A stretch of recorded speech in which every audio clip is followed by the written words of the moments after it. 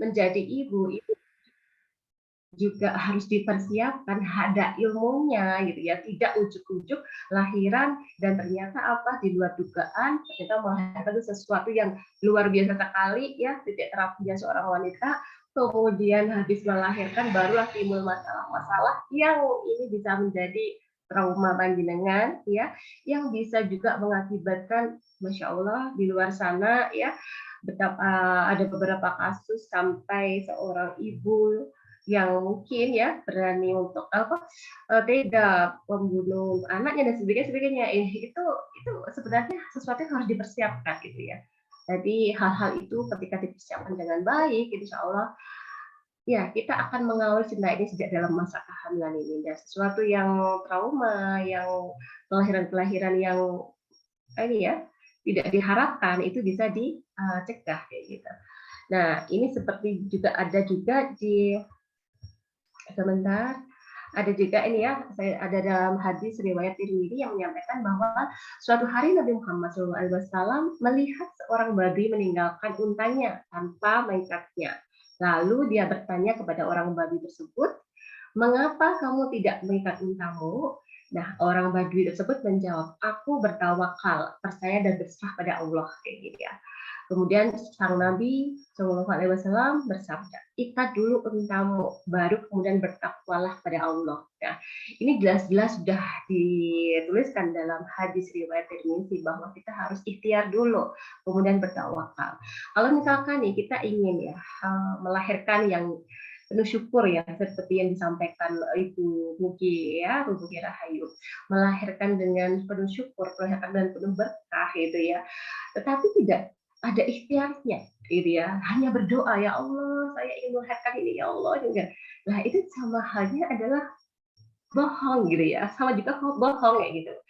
Nah sama halnya juga ketika panjenengan ini apa ya periksa rutin ini rutin ya gitu ya, maksudnya pemeriksa rutin merasa aku bisa mengafirmasi oh ya Allah aku ingin melahirkan nyaman dan sebagainya gitu ya, afirmasi seperti itu, tetapi tidak ini ya disertai dengan doa, disertai dengan kita berserah pada Allah, itu juga namanya juga sebuah kesombongan. Jadi ikhtiar tawakal ini tidak bisa dipisahkan. Jadi tugas kita melakukan peran kita itu adalah sebaik-baik kita adalah memerankan kita sebagai ikhtiarnya, kemudian tawakal kita pasrahkan kepada Allah untuk hasil yang terbaik. Apapun itu kita husnudzonillah ya, untuk selalu berpositif, berprasangka yang baik bahwa apapun itu kejadian ya, pada kelahiran atau itu yang terbaik untuk kita semuanya gitu kan.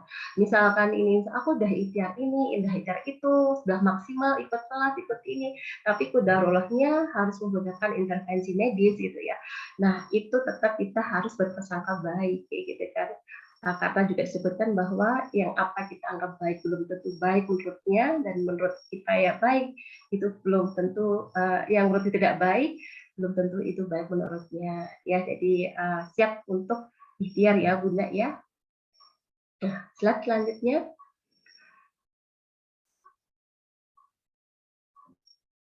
Slide selanjutnya Mbak ya.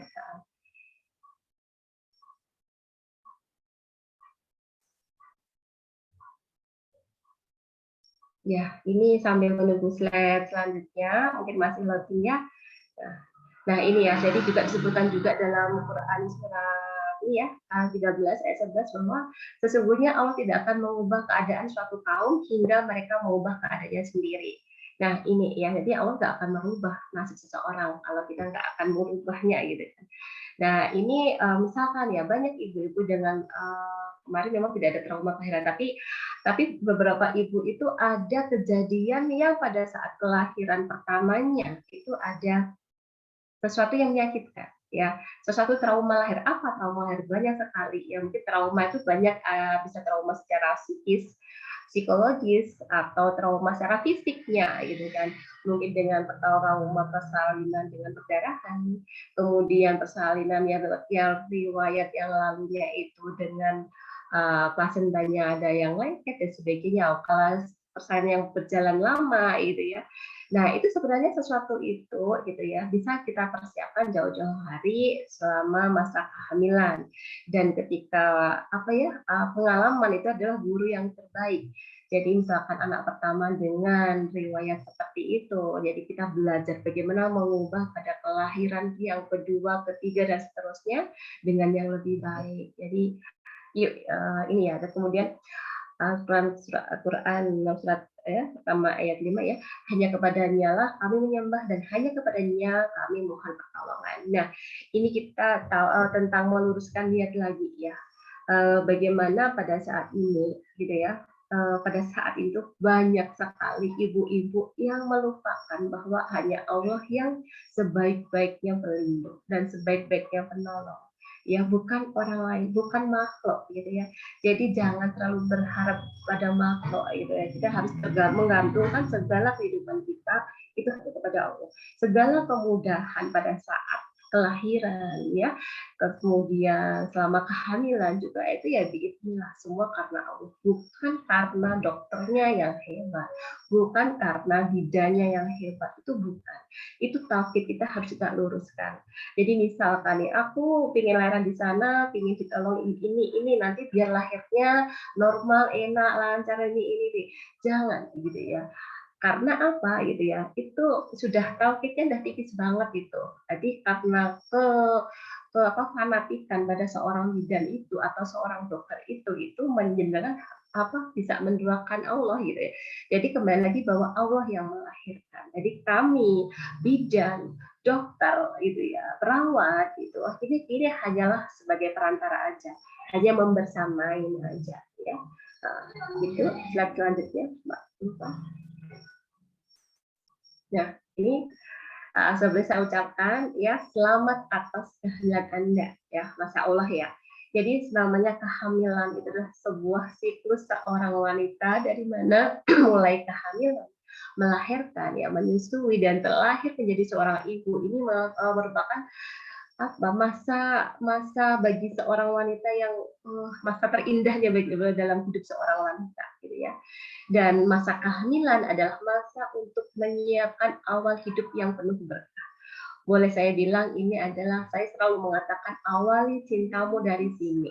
Kenapa gitu ya? Karena ketika nanti masa kehamilan itu, apalagi di 3 bulan pertama, di mana banyak perubahan secara fisik, psikologi seorang ibu, di mana ketika ibu yang awalnya dulu aktif bergerak, aktif beraktivitas, kemudian makan apapun mau, kemudian fit ya, ibaratnya multitasking gitu ya. Tiba-tiba ketika sudah garis 2, ibu harus lemah, tak berdaya, makan pun selera berubah, inginnya bergerak tapi apa daya, badannya terasa lemes, bahkan ada yang mual, muntah, mam ini nggak mau gitu ya, maunya tiduran dan sebagainya gitu.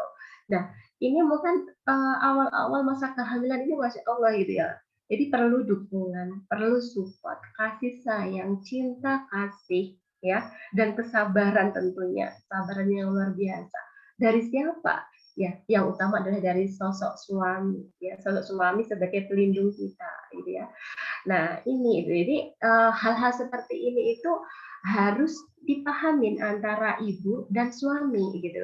Kenapa gitu? Karena ini baiknya seorang ibu dan seorang ayah, calon ayah ini ya ketika hamil harus didampingin, harus berdua agar suami ini tahu apa terjadi perubahan apa sama istrinya, bagaimana perkembangan anaknya yang dikandungnya gitu. Jadi ketika tahu ya tidak terjadi miscommunication. Betapa banyak yang dulu sebelum nikah ya, sebelum nikah I love you kayak gitu kan ya, I love you so much ya gitu kan. Tiba-tiba ketika hamil muntah-muntah, nggak bisa ini semua apa ya, kepribadiannya semua berubah ya sebelum hamil dan sebelum hamil, sebelum nikah, sebelum hamil dan setelah semuanya berubah. Kalau suami nggak memahami, nah ini terjadi miscommunication, bisa terjadi timbul masalah kayak gitu ya. Jadi inilah pentingnya karena perubahan hormon kehamilan dan masa adaptasi seorang ibu ini butuh peran penting dari sosok suami ini ya. Jadi ini adalah masa untuk menyiapkan awal hidup yang penuh berkah di sini ya. Jadi kita bikin bareng, kita siapkan bareng, kita rawat bareng-bareng gitu. Kemudian tanggung jawab sebagai orang tua itu dimulai sekarang ya, bukan nanti ketika lahir baru jadi orang tua baru tanggung jawab dimulai, enggak di situ. Tapi ketika garis dua sudah ini ya positif, nah itu tanggung jawab sebagai orang tua itu dimulai di sini gitu ya. Jadi harus disiapkan gitu ya. Tidak cukup dulu, ini pengalaman ya, pengalaman ya Bunda ya. Pengalaman anak pertama gitu ya, anak pertama di mana saya atas kesombongan saya gitu ya. Di mana saya merasa seorang bidan, saya sudah mampu, saya belajar jadi kebidanan, saya sudah membersamai para ibu melahirkan, saya merasa ilmu saya sudah cukup. Kemudian suami saya juga orang kesehatan, kebetulan juga merasa sudah cukup juga. Jadi harapannya apa? Melahirkan di bidan nggak mau gitu ya. Pengennya ya milih dokter terbaik di kota ini gitu kan. Kemudian memilih rumah sakit terbaik, ruangan VIP yang terbaik gitu ya pada saat itu. Gitu. Nah karena apa? Karena ingin memberikan terbaik pada anak gitu ya, pada buah cinta kami gitu kan. Nah itu dulu. Jadi selalu periksa rutin ini. Ya itu merasa udah cukup bekal yang kami dapatkan. Nah ternyata apa yang saya dapatkan pada saat proses kelahiran yang pertama itu, masya Allah gitu ya. Ternyata ya tidak sesuai apa yang saya harapkan ya gitu ya. Jadi waktu itu saya juga ikhtiar rutin gitu ya, jalan-jalan ini, jalan rutin rutin. Ketika saya periksa ke bidan udah pembukaan 3 itu jam 3 diharapkan ke rumah sakit aja karena ini porsinya tipis. Insya Allah nanti cepat subuh datang dan tapi gitu ya sampai rumah sakit kata yang saya ingat sampai sekarang padahal itu sudah 12 tahun yang lalu ya, hampir 13 tahun yang lalu. Itu Bu Bidannya itu mengatakan, bidan di rumah sakit, wah ini Bu Bidan pasti nggak tahan sakit nih gitu ya, pasti operasi. Nah itu aku sudah kayak gitu ya, udah sudah pada itu saya pikirnya saya senang-senang di rumah sakit gitu ya, harapannya disambut dengan itu, tapi kata-katanya itu kayak meragukan kemampuan saya pada saat itu.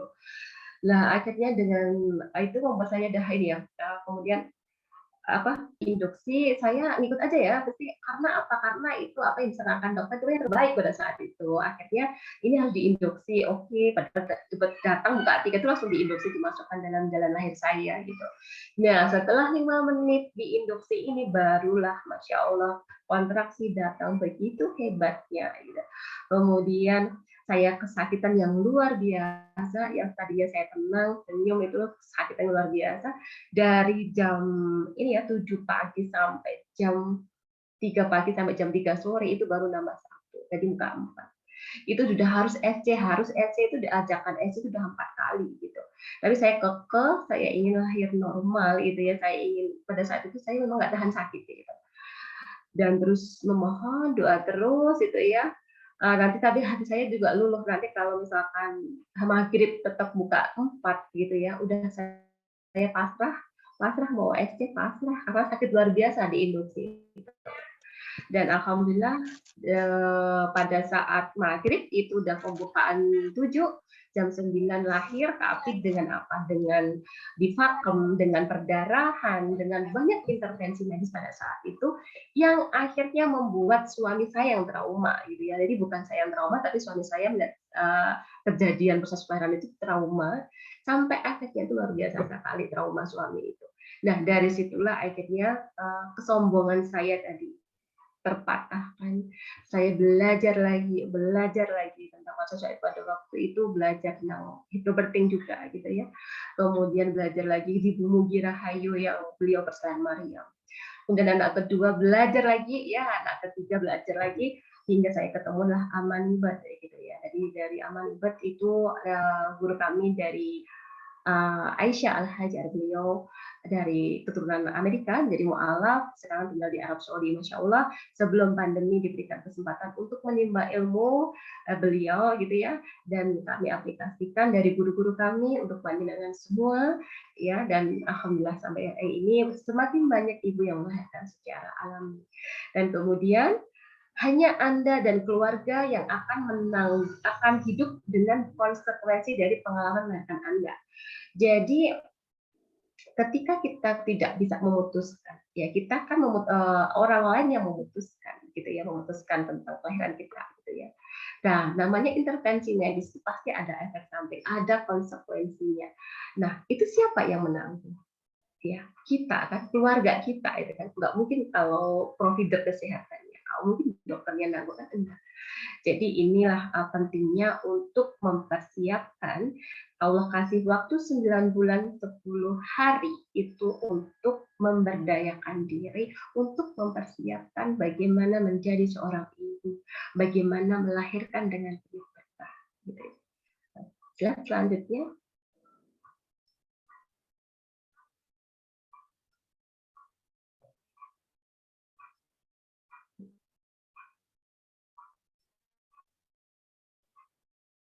Nah, ini ya. Jadi masa kehamilan adalah masa untuk mempersiapkan kelahiran. Jadi bukan masa untuk rebahan, ya. Ini poin penting, ya. Aduh, Bunda, saya capek, saya sakit, saya ini, saya itu, ya gitu kan. Ya memang gitu ya. Memang kehamilan penuh dengan ketidaknyamanan. Ya, yang gampang duduk lama nggak nyaman, kemudian gampang lelah juga gitu ya. Nah, ini memang ketidaknyamanan selama kehamilan. Tetapi gitu ya, bukan berarti itu sebagai indikasi para bunda ibu hamil untuk rebahan, tidur-tiduran, itu enggak.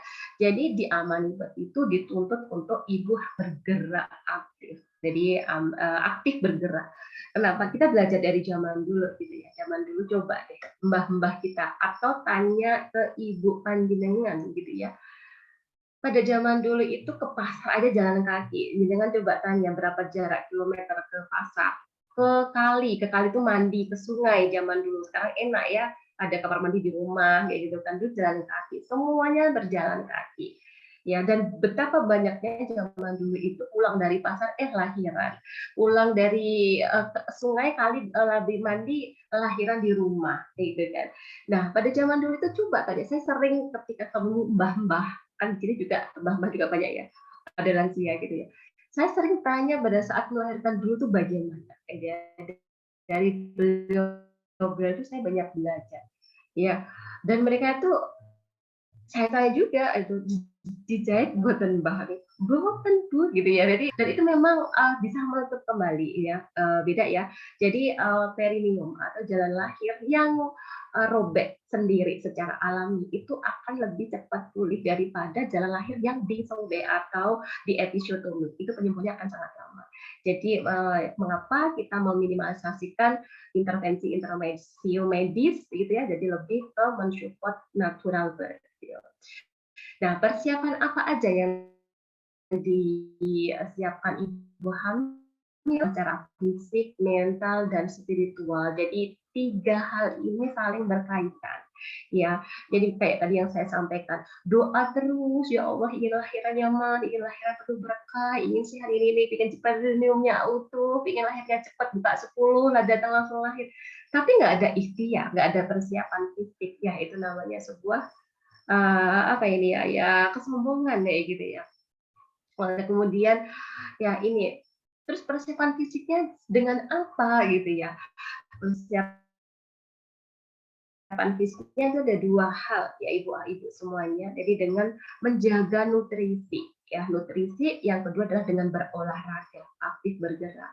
Nah, persiapan nutrisinya itu juga ada 2 lagi, yaitu nutrisi dengan menu gizi seimbang dan nutrisi sunnah. Nah, ini harus di ini ya. Jadi gimana dong dengan vitamin? Saya vitamin ini. Vitamin itu semahal-mahalnya vitamin itu hanya suplemen ya. Tetaplah silahkan mengutamakan real food, apa yang alami. Allah sudah menyiapkan bumi beserta isinya makanan tumbuh-tumbuhan dari darat maupun laut itu kita konsumsi gitu ya. Jadi kami lebih menyarankan makanan yang real food. Jadi seperti apa? Tentunya adalah dari karbohidrat, ya, protein ada 2 juga, hewani dan nabati. Ibu hamil ya ini silakan fokus untuk memenuhi proteinnya ya. Jadi nutrisi itu adalah sebagai ini untuk memaksimalkan jaring pengaman alami panjenengan. Ketika proteinnya itu terpenuhi, itu insya Allah banyak sekali manfaatnya. Protein pada ibu hamil itu adalah sebagai zat pembangun. Jadi dia balok-balok kehidupan itu protein. Misalkan udah, dan kebutuhan protein selama hamil itu ada 80 gram per hari. Contohnya ya 40 ini ya 1 liter susu segar gitu, sama 2 butir telur itu udah mengandung 40 gram. Nah, harapannya 40 gram itu dipenuhi dari nutrisi yang lain yang ibu konsumsi. Kemudian dari sayur mayur ya, sayur mayur, air putih, buah-buahan dan air putih. Jadi susu hamil itu tidak wajib ya ibu-ibu ya. Jadi yang bagus itu adalah susu segar, fresh milk, susu almond, susu kedelai, sari kacang hijau itu lebih bagus daripada susu hamil yang banyak mengandung DHA, bla bla bla dan sebagainya. Itu pastinya banyak mengandung lemak, gitu ya. Nah, kemudian perbanyak air putih. Air putih ibu hamil itu juga 22 kilo per berat badan itu 1 liter, Pak. Jadi setiap 22 kilo itu kemudian 1 liter. Nah, itu silakan udah dipenuhi atau belum. Kenapa harus dipenuhi cairan ibu itu ya? Karena 2/3 tubuh ibu hamil itu terdiri dari air. Tubuh kita terdiri dari air, sehingga ini akan mencegah terjadinya apa gitu ya, perdarahan gitu ya. Karena pada saat melahirkan nanti ada 5 cairan yang akan keluar gitu ya, 5 air yang akan keluar, yaitu air mata, kemudian air keringat, air darah, air ketuban, air susu. Ya, ini 5 air yang akan keluar pada saat ibu berjuang saat melahirkan. Jadi pentingnya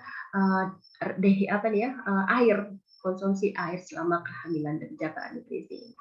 Kemudian untuk nutrisi sunnahnya minimal ya madu, zaitun dan kurma ya. Kemarin kurma disampaikan sama Ibu Mugi Rahayu guru kita. Itu ya. Jadi pentingnya persiapan secara fisik. Insya Allah ketika secara fisik nutrisi terpenuhi gitu ya, insya Allah itu akan mencegah terjadinya komplikasi-komplikasi kebidanan. Seperti apa? Seperti preeklamsi, terus kemudian robek rahim, robek perineum, itu juga bisa dicegah dengan nutrisi yang baik. Hindari makan makanan yang mengandung MSG, 5P, pengawet, penguat rasa, pemanis, pemutih, pengenyal. Makan makanan yang junk food, mie ayam, cilok, pentol, bakso, yang banyak makan makanan seperti itu hindari gitu ya. Karena makan makanan yang nggak sehat itu akan menjadi kita nutrisi itu pengaruh sekali pada kesehatan baginda. Kemudian persiapan secara mental ya.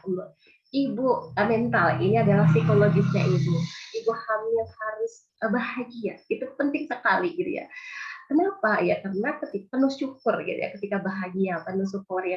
Bahagia syukur dengan segala ketidaknyamanan yang ibu hadapin. Ibu jalanin, alhamdulillah. Mual muntah, alhamdulillah ya. Lemes, alhamdulillah. Kenapa gitu ya? Ya, kita bayangkan betapa banyak yang di luar sana ibu-ibu yang ingin merasakan gimana sih rasanya mual itu, gimana sih rasanya lemes itu ngidam itu gimana itu. Ya kita syukurin gitu. Nah, karena kemudian ini ya persiapan mental ini tentunya ketika ibu bahagia penuh syukur itu juga akan menjadi nutrisi tumbuh kembangnya adik. Dan jadi nutrisi tumbuh kembangnya adik itu tidak cukup dari apa yang jenengan makan, ya apa yang jenengan konsumsi, tetapi juga apa yang jenengan rasakan, yang jenengan lihat, yang jenengan lakukan itu akan menjadi nutrisi tumbuh kembang adik selama kehamilan, Masya Allah.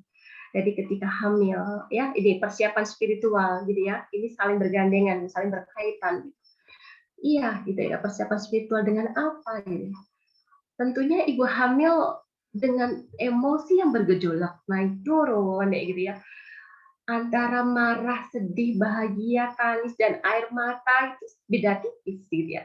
Hari ini bahagia, jam ini bahagia, nanti 2-3 jam bisa sedih, bisa nangis kayak gitu. Itu ibu hamil dengan siklus emosional yang nggak stabil karena efek hormon tadi, hormon kehamilan tadi gitu.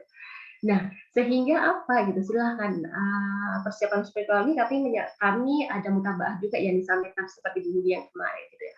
Salah satunya adalah dengan zikir pagi petang ya, dengan amal syurat. Zikir pagi petang ini, lebih menyarankan dengan sangat ya. Kenapa itu? Itu adalah peneguhan hati di sana. Silakan, ketika membaca amal syurat pagi petang, silakan dibaca plus artinya. Masya Allah, itu artinya begitu indah amal syurat itu ya, dari awal sampai akhir di bukunya itu. Jadi itu peneguhan hati, keteguhan hati. Jadi ketika ibu yang emosinya naik turun, kemudian kepikiran nggak tenang, dengan membaca amal surat, insya Allah nanti akan lebih tenang.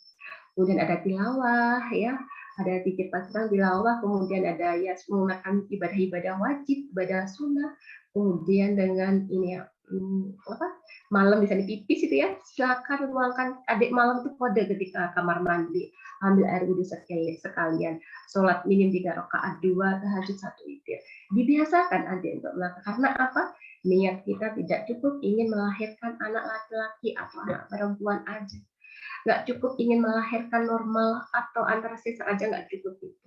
Tetapi bagaimana kita melahirkan kesolehan sejak dalam kandungan, bagaimana kita melahirkan dengan penuh berkah. Nah, itu dipersiapkan dari sini. Ya, gitu. Slide selanjutnya. Ya, ini ya. Dan kita juga harus yakin, ya, ibu-ibu semuanya, mohon maaf, bahwa Allah Subhanahu wa Ta'ala telah mendesain dan menciptakan tubuh kita wanita ya, dengan begitu sempurnanya untuk masa kehamilan, melahirkan hingga menyusui. Nah, namun ya, saat ini begitu banyak wanita yang telah kehilangan keyakinan akan desain sempurna. Coba betapa banyaknya, Bun, ini aku panggulku sempit, Bun, aku pendekku tinggi kurang dari 100 sekian gitu ya. Nanti aku bisa lahiran nggak? Aku nanti bisa mengejar nggak? Jadi mereka meragukan, aku bisa payudaraku kecil, nanti bisa nyusuin nggak? Kayak gitu.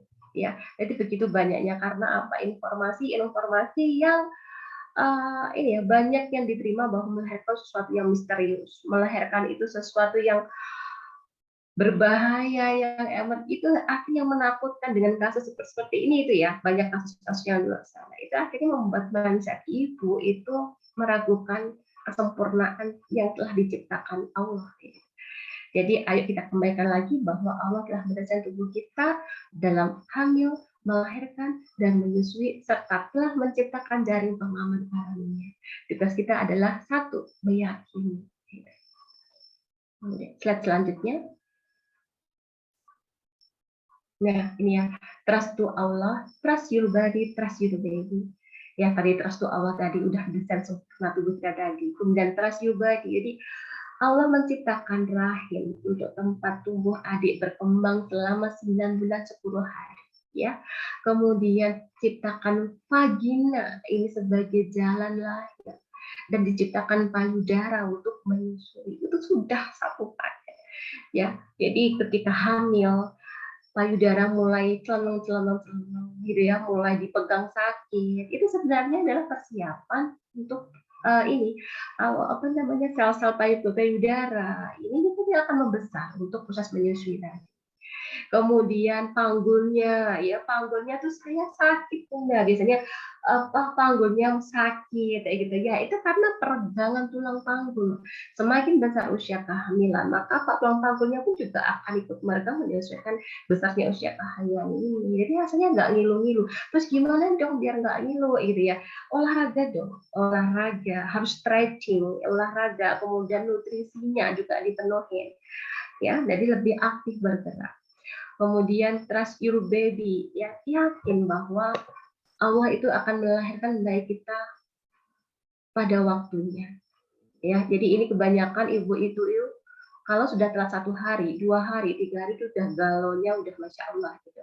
Ini gimana gitu ya. Nah, disebutkan juga dalam Al-Quran bahwa ya telah kami jadikan kamu dari saripati tanah, kami bentuk kamu dari tulang belulang, kemudian kami bungkus dengan segumpal daging, lalu kami keluarkan kamu sebagai bayi pada waktunya. Itu sudah tercantum, sudah disampaikan sama Allah seperti itu.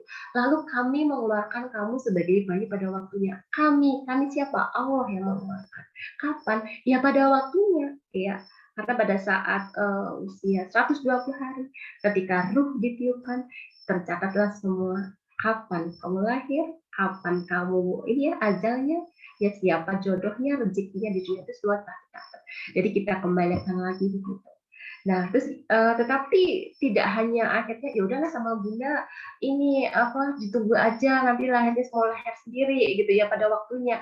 Ya, tentunya tidak hanya menunggu tanpa ikhtiar, tetap kita harus melakukan ikhtiar bergerak.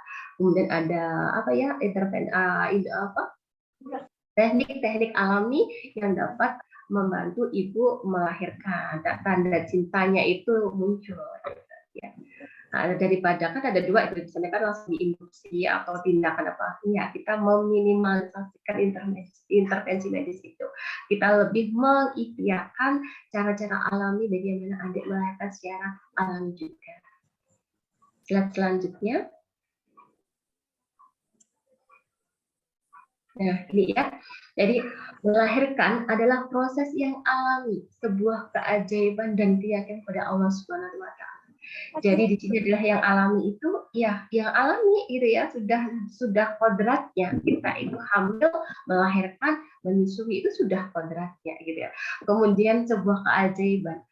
Banyak yang memvonis atau mendiagnosa kayak gitu ya. Ini harus begini, nanti begini. Tetapi kita lupa gitu ya bahwa Allah Maha ini ya, agak ada yang nggak mungkin kalau Allah sudah berkehendak kayak gitu ya. Jadi banyak hal ibu yang merasa tuh ya Allah Bu, saya rasanya kayak nggak mampu mengejek gitu ya, nggak mampu, badannya udah lemes kayak gitu, udah lemes. Kemudian tetap kita bantu minum, kemudian kurma gitu ya, sambil dibimbing doa, diingatkan lagi la ilaha illallah, la haula wala quwata illa billah. Kembalikan lagi bahwa ya Allah berilah kekuatan kayak gitu ya. Ya kekuatan. Jadi terus doa terus. Jadi melahirkan itu nggak kayak zaman dulu ya. Ayo terus gitu ya.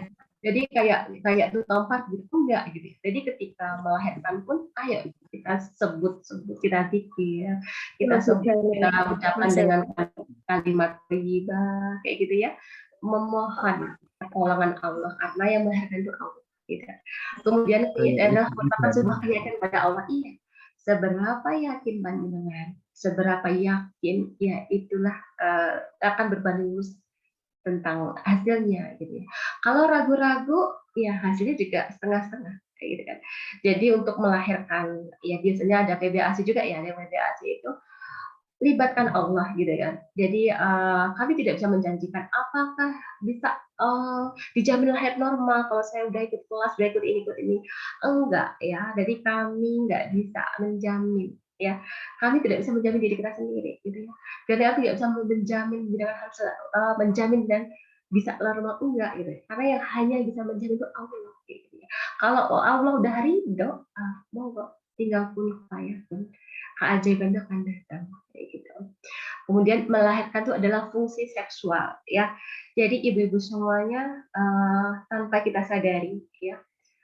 Jadi, kita kehamilan ini diawali dengan, mohon maaf ya di sini nggak ada tabu tapi ilmu ya. Sebuah kehamilan diawali dengan hubungan seksual dan diakhiri melahirkan dengan fenomena seksual juga, di mana organ reproduksi kita, aurat kita ya terekspos begitu luas kayak gitu. Maksudnya terekspos begitu luas di mana banyak yang melihat kan, ada bidan, ada dokter, ada perawat, ada ini, disaksikan begitu banyak. Jadi itu adalah suatu proses seksualitas yang Masya Allah ya, tidak mudah bagi seorang wanita untuk melakukan hal itu ya. Jadi kita jadi itulah butuhnya privasi dalam melahirkan, kemudian butuhnya trust, kepercayaan kepada siapa sih aurat kita ini, kita berikan, kita lihatkan udah siapa. Itu juga harus direncanakan gitu ya. Jadi ini masya Allah gitu ya, ketika mohon maaf posisi yang sudah pernah melahirkan tahu kan bagaimana posisi melahirkan gitu kan. Ibaratnya aja ini masya Allah ini gitulah kayak gitu. Jadi ini dan hormon yang keluar pada saat melahirkan pun sama hormon yang keluar pada saat berhubungan suami istri. Ya, hormon apa? Yaitu hormon oksitosin. Jadi hormon oksitosin ini diproduksi ketika berhubungan suami istri, itu hormon oksitosin. Ketika nanti melahirkan itu juga kita butuh hormon oksitosin. Ya, ini masya Allah. Ya. Pernah nggak kita terpikirkan, gitu ya? Mengapa ya selama 9 bulan 10 hari ini kita nggak dikasih waktu istirahat untuk beribadah, gitu ya? Dikasih menstruasi seminggu aja deh, gitu ya? Kenapa gitu ya? Ya, itu salah satunya agar kita juga rutin melakukan hubungan seksualitas, hubungan suami istri selama kehamilan. Kenapa gitu ya? Masya Allah ya.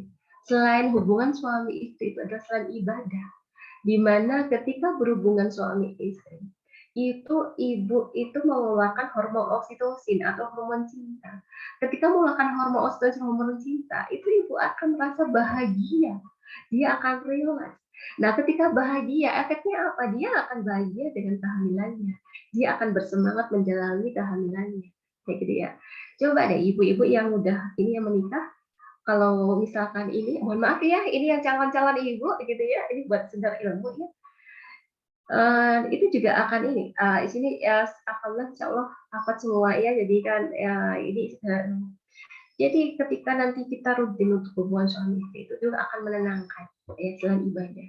Nah ini dan efeknya masya Allah ya gitu ya, ketika kita aktif itu jalan lahirnya pun juga elastis gitu ya, bagus. Nah, jadi beda ibu yang jarang buang suami istri pun juga beda, itu lebih elastis nanti. Jadi juga untuk memudahkan pendidikan pada saat melahirkan. Nah ini ya, jadi melahirkan adalah sebagai fungsi seksual. Jadi kepada siapa ini kita serahkan itu ya paling tidak kita percaya dulu, ya jangan asal tiba-tiba datang hari H gitu ya, Bu saya mau melahirkan ini, tanpa tahu mengenal siapa beliau ya. Jangan kayak gitu ya. Paling tidak kita sapa dulu, kita udah mengenal dulu. Kalau udah mengenal, trust terbentuk, kepercayaan udah terbentuk ya, kita nyaman. Akhirnya kalau kita nyaman, ya kita merasa aman kan? Aman karena dilindungi, aman kita terjaga. Sehingga kalau ibu udah merasa tenang, aman, itu juga akan pengaruh pada hormon oksitosin. Dia akan juga tenang dalam melahirkan. Insya Allah juga akan melahirkan dengan lembut, dengan penuh berkah.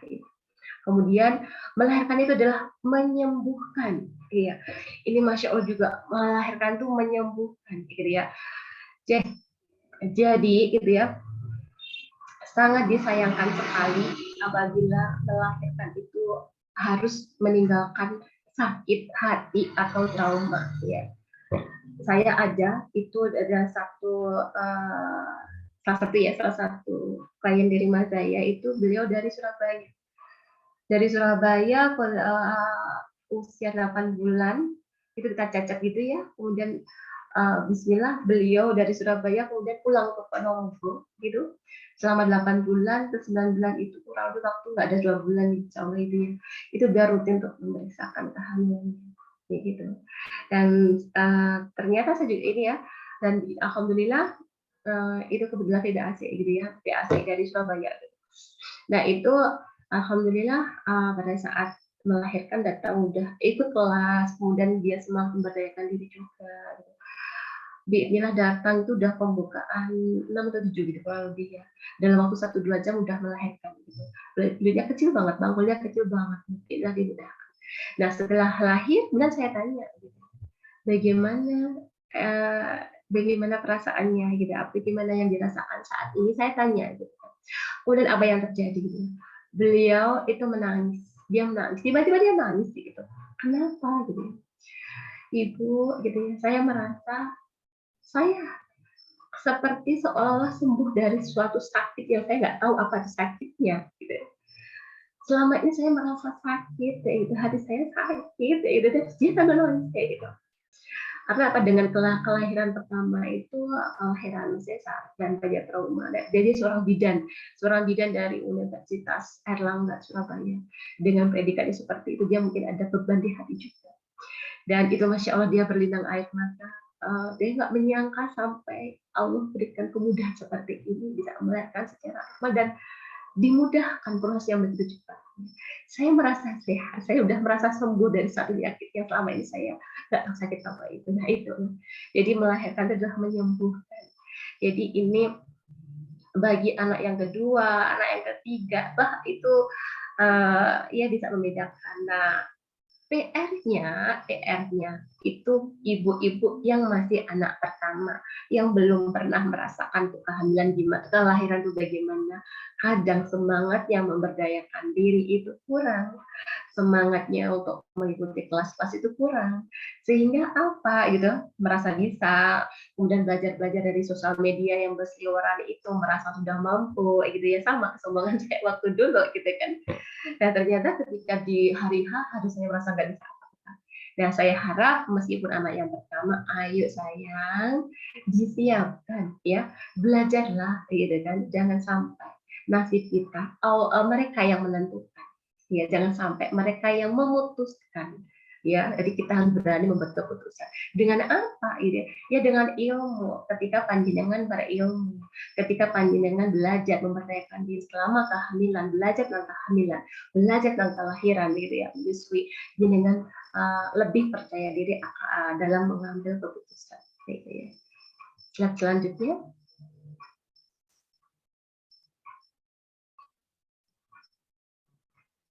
Ya, ini ya. Dan ini ya. Oke, tadi Kak. Oh ini ya. Oh iya. Oh iya. Slide sebelumnya ya. Slide sebelumnya deh Kak kayaknya. Masih ini Kak. Sebelumnya Kak. Oh ini ya. Oke. Nah ini ya. Ini ya. Kelahiran alami maksudnya ya. Kelahiran alami itu maksudnya gimana gitu ya. Kelahiran alami itu ya udah lahir secara alami brojol sendiri gitu ya. Enggak gitu ya. Enggak seperti itu yang dimaksud kelahiran alami. Jadi kelahiran alami itu adalah sebuah kelahiran yang dipersiapkan. Jadi disiapkan, dididik, didukung ya. Jadi dididik dan didorong untuk ibu itu melahirkan secara naluriah, secara proses yang alami tanpa adanya intervensi bahkan prosedur medis maupun pengaruh non alami lainnya. Jadi ada persiapannya, nggak ujuk-ujuk lahir aneh, nggak ujuk-ujuk. Lah pun kan nggak ikut kelas, nggak apa, nggak ini gitu, persiapan apa-apa, datang apa lahir. Nah itu ya inilah itu bonus ya gitu ya. Tetapi ya semuanya itu tentunya kita persiapkan gitu ya. Jadi kelahiran alami itu bukan kelahiran yang hanya alami lahir enggak. Jadi hanya didukung, didorong, disupport. Kenapa minimal supaya intervensi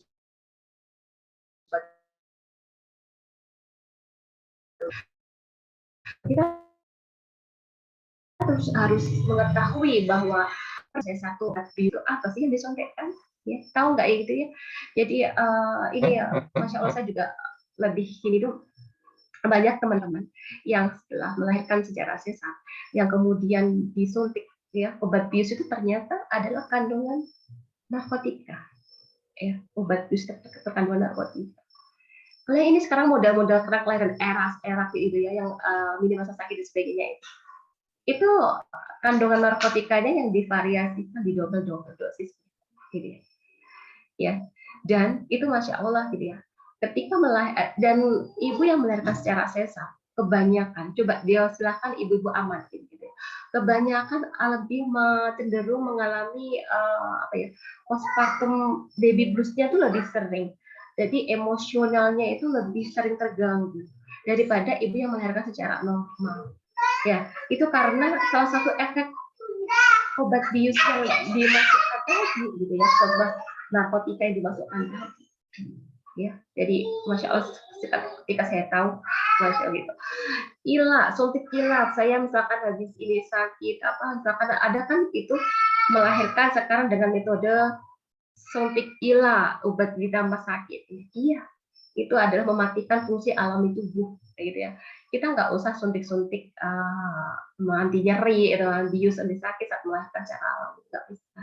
Karena Allah tuh udah kasih apa ya, anti nyeri alami apa gitu ya, adalah hormon endorfin. Jadi Allah tuh udah kasih, tubuh kita udah lengkap. Hormon endorfin itu adalah hormon anti nyeri alami. Ya, biidznillah Allah izinkan pada saat kelahiran anak saya yang keempat ya, ketika guguran ya, itu datang saya kerasa udah bukaan 10, dan itu bagi saya yang orang nggak tahan sakit, saya disuntik aja takut gitu ya. Bagi saya diperiksa udah pembukaan 10 itu suatu rezeki yang luar biasa, suatu nikmat yang luar biasa. Apakah saya sakit ini? Ya tegang sih, tapi bagaimana saya dikelola. Ada manajemen rasa sakit ya gitu. Tenang dengan nafas, kemudian dengan zikir, itu kemudian itu akhirnya menenangkan. Jadi menerima rasa sakit dengan syukur, ikhlas menerima. Ketika kita ikhlas menerima, maka rasa sakit itu jadinya kayak hilang. Perlu latihan juga ya, nanti latihan di kelas. Jadi nggak bisa ujuk-ujuk, nggak bisa. Gitu. Kemudian prosedur medis maupun pengaruh non alami lainnya gitu ya. Jadi bahkan banyak sekali intervensi ya ini ya, jadi nanti ini ya apa intervensi medis itu ya, misalkan pembukaan lama, kemudian diinduksi gitu, kemudian dilakukan apa di vakum di apa, itu termasuk prosedur medis gitu. Monggo slide selanjutnya.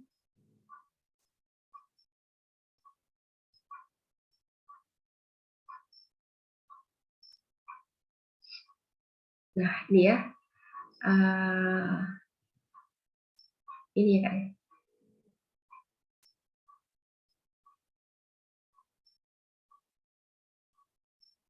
Ini bagaimana? Slide selanjutnya Kak. Oh iya, sebentar.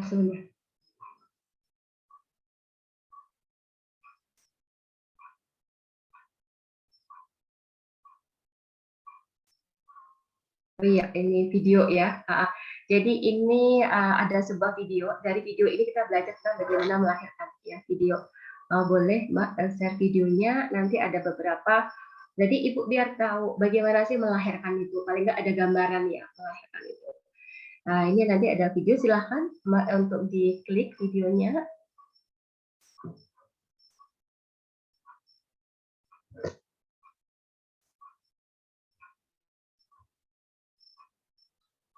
Ini video proses melahirkan, gitu ya. Bagaimana rahim bekerja saat kelahiran. Bagaimana kontraksi terjadi, bagaimana jalan lahir membuka. Nanti kita bisa lihat di sini.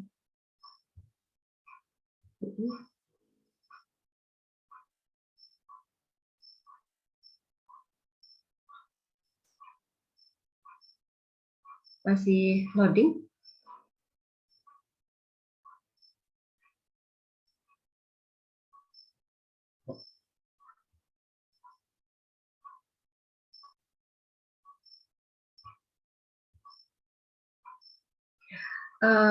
Bunda-bunda semuanya, oh iya, ini dari Baby Center ya.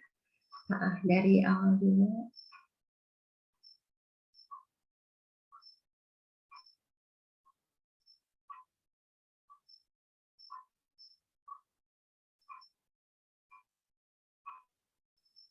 Suaranya belum keluar ini Kak ya.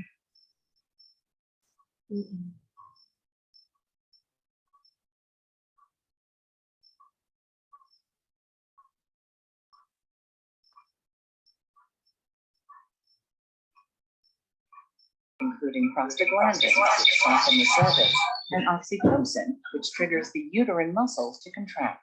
True labor contractions are rhythmic and painful and grow consistently stronger. As the long vertical muscle bands of the uterus tighten, they pull the cervix open. Sebentar Kak, sebelumnya Kak, sampai warna kuning ke sini. Terus sebelumnya Kak,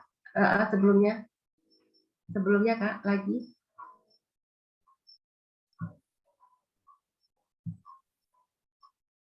Nah, ini ya sebentar. Nah, ini ibu-ibu ada yang warna kuning. Ini rahim ya, rahim pada proses mau melahirkan. Ini ada warna kuning, kemudian yang di atas ini bagian fundusnya, bagian rahim di atas ya, fundus itu, ini masih warna merah. Nah, ini warna merah. Nah, ini maksudnya apa? Ini adalah kehamilan, kelahiran itu dibagi tiga fase ya. Tadi ada fase laten, fase aktif, dan fase transisi. Di mana pada saat fase laten itu ketika pembukaan 1 sampai 3 cm, ini terjadinya rahim kontraksinya itu di bawah. Jadi bagian pusar ke bawah itu yang kontraksi. Nah, ketika sudah pusar ke atas sampai di sini, ini adalah fase aktif di mana pembukaan 4 sampai 7 cm itu sampai di sini. Nah, ini sudah mulai di sini. Nah, ini ya. Jadi ini kontraksinya itu bertahap. Enggak terus langsung ujuk-ujuk kontraksi seluruh tubuh itu enggak. Jadi bertahap dari bawah, kemudian semakin aktif semakin naik, kemudian baru ke atas. Lanjut, Kak. Muscle bands of the uterus tighten. They pull the cervix. Perhatikan. Strong muscles Oke. uterus Nah, ini atas. down and release Nah, ini kontraksinya ke atas. toward the cervix.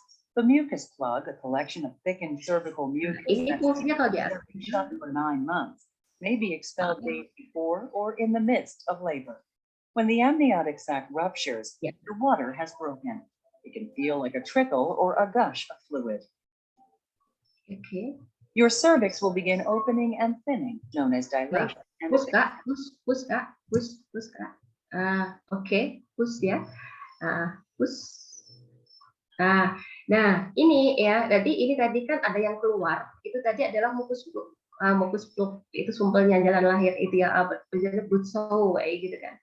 Nah, pada saat ini di bawah ini adalah jalan lahir yang dikatakan pembukaan 1, 2, 3 sampai 10 tuh ini nih. Nah, jadi porsinya tadi kan tebel. Sekarang dengan adanya dorongan dari kepala, tekanan dari kepalanya adik, ini dia akan menipis. Nah, setelah menipis itu nanti adik lahir. Nah, pada saat tadi kan fundusnya kuning. Kuning itu berarti adalah rahim, dia fungsinya adalah mendorong janin keluar. Rahim fungsinya mendorong janin keluar. Jadi jenengan nggak usah mengejar, aja adik udah lahir. Nah, lanjut. Once you reach about 4 centimeters, your body will move into active labor. In active labor, contractions become stronger and closer together. At 8 centimeters, you enter what many consider the most painful part of labor, transition. By 10 centimeters, you're fully dilated and may feel the urge to push. This is your signal that the second stage of labor has begun. Your baby will move down with each contraction. The 3 separate soft bones of his head will temporarily overlap so he can pass through. Push. Nah, tadi ada warna kuning di sini ya. Ada warna kuning di bagian mundur sebentar, Kak. Ada warna kuning di bagian kepalanya adik. Will come into view when the widest part. Maju tadi ya. Oke. Scalp will come into view.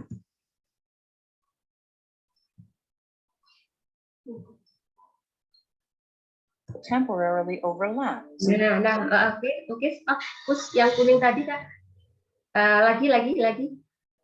Temporarily. Nah, hop, udah selesai. Nah, ini adalah bagian kepala adik ini ya, suturannya adik itu ya. Nah, ini Masya Allah gitu ya, Allah telah mendesain tubuh seorang wanita itu dengan begitu sempurnanya apa gitu ya. Jadi kepalanya adik itu bisa menyesuaikan jalan lahir seorang ibu. Ya, ini nanti dia akan merapat, menyesuaikan jalan lahirnya. Jadi nggak ada ceritanya itu panggul sempit. Itu sebenarnya nggak ada karena begitu Masya Allah desainnya begitu sempurnanya. Coba nanti agak kepalanya mungkin agak lonjong, tapi nanti kembali lagi untuk bulat kembali ya gitu. Ini hanya penyesuaian ketika dalam rongga dalam jalan lahir tadi. Lanjut. Overlap so he can pass through the snug birth canal. Your baby's scalp will come into view. When the widest part of his head is visible, your baby is crowning. With several more pushes, your baby's face, shoulders, and body will emerge. In the third and final stage of labor, your placenta detaches and is expelled. With your baby's first breath, the incredible journey of birth is complete. Ya, iya. Jadi ini ketika ini tadi ya untuk videonya. Jadi Masya Allah dari sepenggal video ini kita bisa belajar ya tadi bagaimana kita lihat bagaimana proses janin itu keluar. Jadi ketika kepalanya udah keluar, ya itu dia melakukan putar paksi luar. Jadi adik itu ini menyesuaikan tubuhnya. Jadi waktu di dalam, ya namanya itu kan ini gini kan tadi bersujud gitu ya, murab kayak gini. Tapi ketika sampai di luar, maka adik berputar paksi luar, dia miring. Tubuhnya menyesuaikan jalan lahir untuk lahir. Masya Allah begitu, ini sebuah keajaiban. Jadi bagi kami ini Masya Allah sebuah bersyukur sekali diberikan kesempatan untuk membersamai para ibu melahirkan, untuk membersamai, untuk melihat setiap keajaiban-keajaiban, menyaksikan keajaiban-keajaiban pada proses kelahiran itu Masya Allah gitu kan. Jadi semoga ini ya para bidan ya para ibu itu ya ketika melahirkan bersama ibu melahirkan itu semakin menambah cinta kita, menambah manisnya iman kita, gitu ya, semakin menambah syukur kita kepada Allah gitu kan. Jadi itu sebuah keajaiban yang kita saksikan setiap melahirkan. La ilaha illallah la haula wala quwata illa billah. Dan maka sesungguhnya bersama kesulitan ada kemudahan. Sesungguhnya bersama kesulitan ada kemudahan. Quran surat 94 ayat 5 hingga 6. Betapa begitu banyaknya ketika melahirkan, gimana sayang rasanya. Ya Allah Bunda, rasanya kayak mimpi, gitu ya. Dengan lemes itu rasanya kayak loh kenapa gitu ya. Aku tuh kayak nggak kuat, kayak nggak ada tenaga, loh, tapi kok adik tiba-tiba lahir ya Bun, kayak gitu. Ya itu karena keajaiban saya, karena Allah melahirkan. Di mana ketika kita sudah merasa menggantungkan ya, kita gantungkan keyakinan, kita gantungkan kebutuhan hanya pada Allah. Ketika kita merasa sudah tidak berdaya, tadi ya, kemudian kita pasrah, la ilaha illallah, la haula wala quwata illa billah, maka pertolongan itu begitu dekat. Ketika rasanya mau kiamat, ya, apalagi kita siapa? Kita manusia biasa. Ketika Ibu Siti Maryam, ya, mengatakan sampai mengatakan dalam Quran surat Maryam juga, ya Allah, ketika kesakitan, ya Allah, lebih baik saya mati saja. Kayak gitu kan. Kemudian sang Jibril datang, Maryam, janganlah kamu bersedih hati. Maka hentakkanlah pohon kurma ke arahmu dan ada air mengalir di bawah kaki. Maka bersenang hatilah kamu. Itu Masya Allah itu tuh dari hikmah persalinan Maryam itu kita belajar. Di saat Maryam tidak berdaya aja, sama Jibril diperintahkan, Allah melalui Jibril diperintahkan, hentakkanlah pohon kurma ke arahmu, gitu kan. Jadi suruh menggerakkan. Ya Allah, tenaga aja dan nggak kuat, suruh bergerak lagi, gitu kan. Dan itulah persiap betapa kemudian gugurlah kurma itu ya, dan air mengalir di bawah kakimu, maka makan dan minumlah kamu, gitu kan. Jadi ketika melahirkan, ketika sudah nggak mau minum apa-apa, nggak mau makan apa-apa, ibu hamil minimal panjenengan makan kurma dan minum air putih, kayak gitu ya. Monggo kalau mau dengan air zam-zam, berarti monggo. Jadi ketika sekarang kalau udah mau melahirkan mau apa-apa emang nggak mau, tapi minimal kurma dan air, gitu. Insya Allah itu maka bersenang hatilah kamu. Gitu. Jadi insya Allah bersama kesulitan ada kemudahan. Yakin bahwa keajaiban itu akan datang. Slide selanjutnya. Nah, ini birth plan. Sekarang nggak sini. Jadi betapa pentingnya merencanakan, kayak birth plan. Jadi bagaimana saya melahirkan nanti berencanakan. Karena apa? Iya, karena ketika kita gagal merencanakan, sama dengan merencanakan kegagalan. Coba ini, kalimat ini tuh saya dapatkan dari guru kami, Ustadz Nur Salim ya. Beliau adalah guru kami. Gitu. Jadi di kalimat ini mau diutak-atik ya, gagal merencanakan sama dengan merencanakan kegagalan. Masya Allah, kayak gitu kan. Yuk, ya siap buat berplan agar kita tahu ini proposalnya. Jangan punya hak untuk menyuarakan aspirasi panjenengan, jangan punya hak suara sebagai klien, ya, sebagai pengguna jasa medis, ya, suarakan, gitu ya. Jangan tunduk pada intervensi medis. Slide selanjutnya. Nah, ini ya, peran tim kelahiran, betapa pentingnya juga peran tim kelahiran. Jadi ketika panjenengan sudah memberdayakan diri, gitu ya, kemudian ikut kelas-kelas, mempersiapkan ilmu ini untuk kelahiran, kehamilan, menyusui dan sebagainya. Nah, ini juga tim kelahiran itu juga sangat berperan, ya. Jadi ini siapa aja peran tim kelahiran itu, ya, ada dokter, ada bidan, ada perawat, ada doula, ada suami, ada keluarga. Nah, ini dokter udah ya. Jadi dan semuanya ini berperan melakukan tugasnya masing-masing. Jadi melahirkan itu adalah sebuah kerjasama, ya. Nggak bisa ibu aja melahirkan sama suami, nggak bisa, kerjasama. Jadi ketika ibu sedang berjuang melahirkan, dia butuh disupport, butuh ditenangkan, butuh dimotivasi, diingatkan kembali, gitu, butuh begitu. Ya, jadi ini dokter, bidan, perawat, doula itu adalah pendamping kelahiran. Jadi tanpa melakukan intervensi medis, ya, dia lebih ke mensupport, ya, support, kemudian membantu ibu tentang proses kelahiran, gambaran kelahiran itu prosesnya adalah sebagai pendamping kelahiran. Kalau bidan, ia membantu membersamai para ibu yang melahirkan, cenderung ke persalinan yang normal, alami, gitu ya. Kalau dokter, ya dokter spesialis obgyn, ya memang beliau adalah ahli obstetrik, yang ahli obstetrik yang di ini ya, yang faknya ahlinya di bagian emergency, gitu, gawat darurat, gitu. Memang fokusnya adalah spesialis obgyn, ada ahli obstetrik, gitu. Kalau bidan lebih ke natural, lahir yang proses yang alami, gitu. Nah, ini ya, jadi ibu-ibu semuanya, gitu ya, dari WHO pun juga menyampaikan bahwa 85% itu memang kelahiran itu adalah sebuah kelahiran normal, 15% itu adalah kelahiran dengan emergensi atau yang tidak normal. Tetapi ya perlu ibu ketahui semuanya bahwa pada saat ini, kemarin saya bertanya ke ini ya, di Dewan Ponorogo itu sudah mungkin hampir semuanya ya, sudah mendekati hampir 40% itu adalah kelahiran dengan angka sesarnya itu sudah hampir 40%. Nah, ini PR kita semuanya, mengembalikan lagi sunatullahnya seorang wanita, seorang ibu melahirkan secara alami, ya. Ini PR kita semuanya. Panjenengan juga, ayo kita saling, karena ini melahirkan adalah tim, kita saling bekerja sama, nggak bisa bidannya aja yang ini tapi ibunya mungkin sana-sana, nggak bisa. Jadi saling, ya. Kemudian suami itu luar biasa. Jadi ini coach, ya, coach. Jadi peran suami begitu luar biasa. Dia adalah sebagai pelindung wanita, pelindung sang istri. Dia adalah dan ini ya, suami itu masya Allah ya, ibu-ibu semuanya, ya. Jadi selama hamil, ya, kemarin itu selama hamil juga kita juga harus baik, gitu ya, sama suami, gitu ya. Kenapa, gitu ya? Ya, kembali lagi bahwa kalau suami ridho, maka insya Allah akan dimudahkan segala urusannya. Suami ridho, Allah ridho, gitu.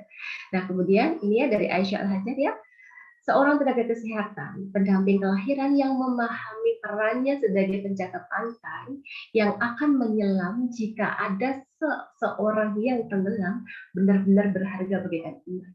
Jadi cari di mana itu. Maksudnya apa? Ya, maksudnya seorang tenaga kesehatan yang beliau sudah ahli di bidangnya, gitu ya, yang mensupport untuk kelahiran natural birth-nya karena secara alami, yang melakukan aku melakukan intervensi medis jika ada komplikasi, ya.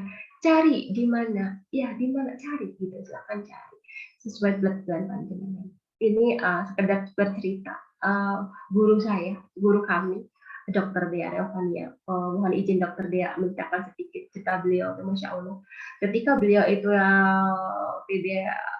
dua kali sesar, anak ke-8 dua kali sesar, anak ketiga 4, 5, 6, 7, 8 itu biiznillah dimudahkan untuk melahirkan secara normal. Beliau masya Allah ikhtiar luar biasa, dan 2 di antaranya itu kembar dan melahirkan normal. Dan pada saat anak yang ke-7, 8 itu pembukaan itu sudah berjam-jam, gitu ya, dari jam itu siang sampai sore itu 4 jam lebih itu masih pembukaan, buka 10 nggak lahir lagi. Kemudian mau dirujuk ke rumah sakit, ada dua pilihan. Rumah sakit yang terdekat itu harus dilaksanakan sesar segera, yang rumah sakit satunya harus menempuh jarak 3 jam yang mau memberikan kesempatan melahirkan secara normal. Dan Dokter Dea ini, beliau memilih waktu menempuh 3 jam menuju provider yang mensupport lahir alami. Masya Allah. 3 jam berarti Ponorogo, Surabaya. Dan biidnillah ya dari itu ya dari pembukaan 10 itu sampai kalau secara teori bisa 1-2 jam harus sudah beliau lebih dari 6 jam. Nah, seperti itu. Jadi berapa pentingnya tim kelahiran. Slide selanjutnya. Nah, ini birth plan gitu ya. Jadi birth plan ini adalah sebuah kelahiran tidak akan berjalan sesuai dengan rencana jika ibu tidak menyediakan waktu mencari informasi, menyiapkan dan membuat rencana kelahiran. Jadi tidak cukup cari informasi aja, tidak cukup ikut kelas aja, tapi silahkan membuat rencana kelahiran. Dan saya sangat-sangat senang sekali ya ketika ibu itu datang pada saya itu sudah membawa proposal. Bunda, saya punya abatan seperti ini. Saya nanti ingin melahirkan seperti ini. Saya malah senang kayak gitu. Kalau misalkan belum mengetahui, ini kok didikte sih aku, gitu kan ya, mungkin seperti itu. Enggak ya, karena kita itu kerjasama. Ya, karena keinginan ibu dengan yang lain itu ternyata berbeda. Harapannya ibu satu, ibu yang lain itu berbeda. Misal itu ya, jadi ibu saya ingin melahirkan dengan privasi seperti ini. Saya nggak mau di ini. Jadi disampaikan semuanya. Dan sebagai layanan kesehatan, memberikan jasa layanan kesehatan, ya kita harus menghormati dan memenuhi itu ya rencana kelahiran yang ibu ajukan. Ya meskipun mungkin tidak 100% betul itu akan berjalan 100%, tetapi paling tidak sudah berjalan mendekati 100% ya gitu daripada yang tidak direncanakan. Slide selanjutnya. Nah, mengapa membuat the plan? Ya ini ya, karena ya tidak ada yang lebih tahu daripada Anda jenis kelahiran apa yang Anda inginkan. Ya, jadi itu privasi ibu masing-masing. Jadi silahkan nanti disampaikan nanti ada. Kemudian birth plan yang Anda buat dengan menginformasikan keinginan Anda pada provider akan memperbesar peluang untuk mewujudkan kelahiran impian Anda. Jadi ini teman-teman, ibu-ibu hamil yang ikut kelas, sudah ikut kelas selesai, ya pas hamil selesai, ayo sekarang PR-nya itu bikin birth plan. Jadi sebelum melahirkan, udah tahu ya ini pengennya. Jadi apa ya, saling gitu, kita kerjasama. Oke, slide selanjutnya. Penyusunan birth plan ya, jadi birth plan ini juga kita nggak boleh mencontoh ya, nggak boleh nggak sama gitu ya. Jadi ini secara garis besarnya birth plan itu dari pembukaan itu yang kalimat sebagai pemanis ya. Jadi utarakan bagaimana panjenengan interest, panjenengan tertarik pada tempat pelayanan tersebut, harapan-harapan panjenengan itu apa, itu panjenengan disampaikan sebagai pembukaan.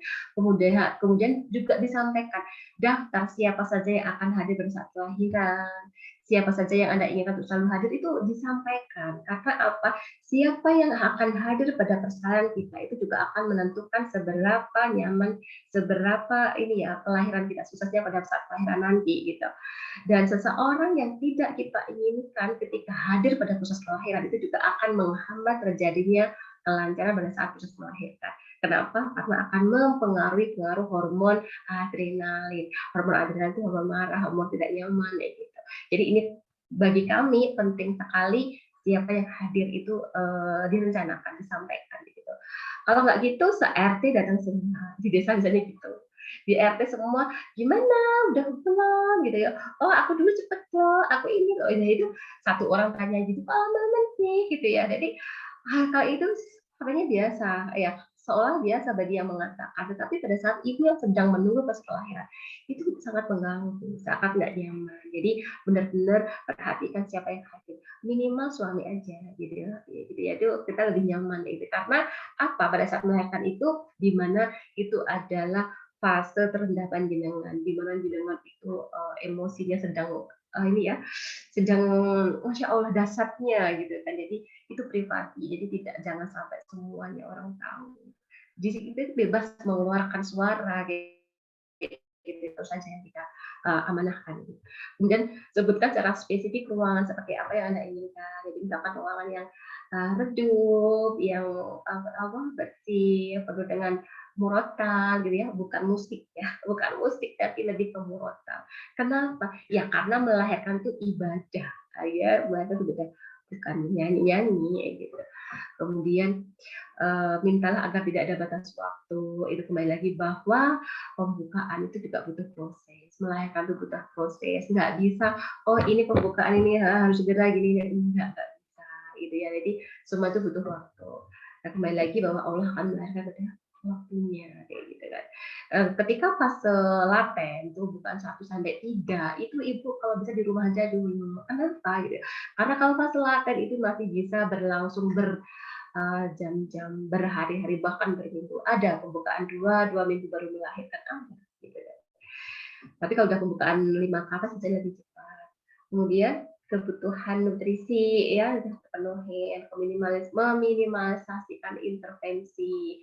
Kemudian daftar keinginan saat melahirkan itu apa aja, misalkan nih tidak mau diepis, kemudian keinginan untuk penundaan pemotongan tali pusat atau ini boleh disampaikan kayak gitu kan. Jadi kemudian memberikan IMD, inisiasi ini ya daftar ke kotak pertama IMD. Jadi mohon izin untuk melakukan IMD 1 jam pertama di dada ibu, menunda intervensi-intervensi lainnya, itu juga harus disampaikan gitu ya. Jadi itu nanti panjenengan itu nyaman, dengan rasa puas, melahirkan sesuai dengan berpanjenengan, tidak menyerahkan tunduk pada ini keputusan dari medis gitu.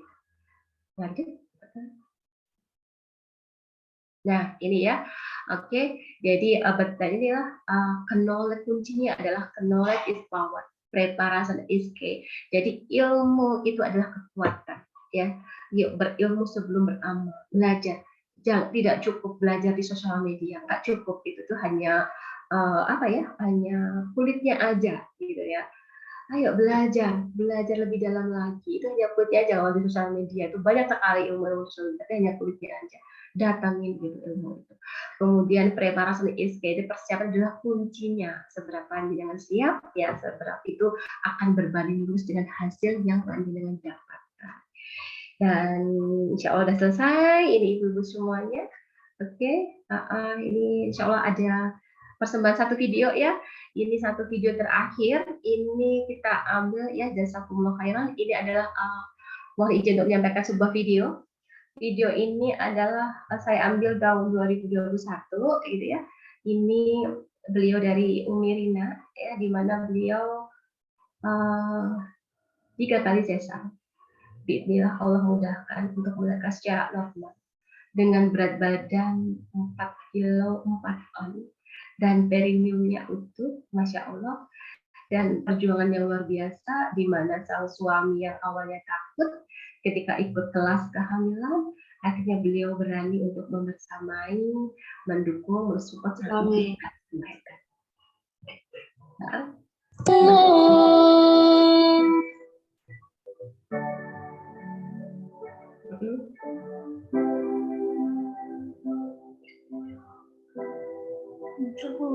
Subhanallah, walhamdulillah.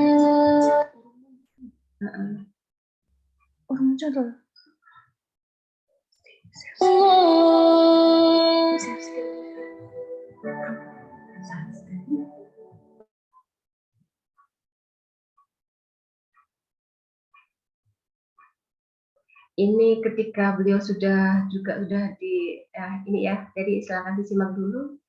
La ilaha illallah. Ya Kak ya, diulang dari awal. Diulang dari awal Kak.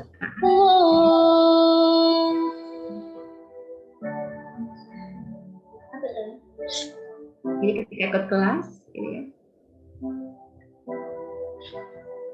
Subhanallah,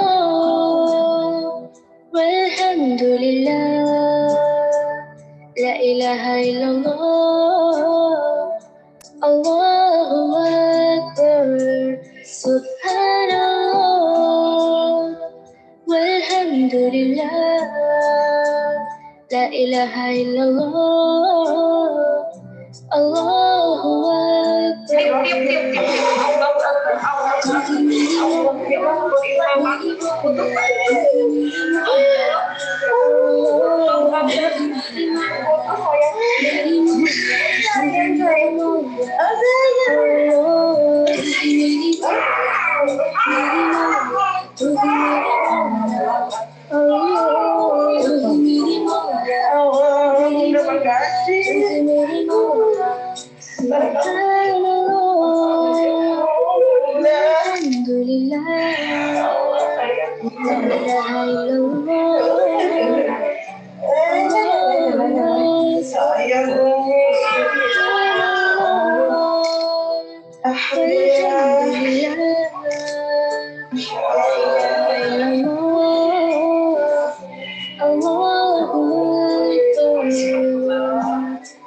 तू ही मेरी मौला, मेरी मौला, तू ही मेरी मौला, अल्लाह। तू ही मेरी मौला, मेरी मौला, तू ही मेरी मौला, अल्लाह। तू ही मेरी मौला, मेरी मौला, तू ही मेरी मौला, अल्लाह। तू ही मेरी मौला, मेरी मौला, तू ही मेरी मौला, सुब्हानल्लाह, walhamdulillah, la ilaha illallah, Allahu Akbar. Subhanallah, walhamdulillah, la ilaha illallah, Allahu Akbar. Subhanallah.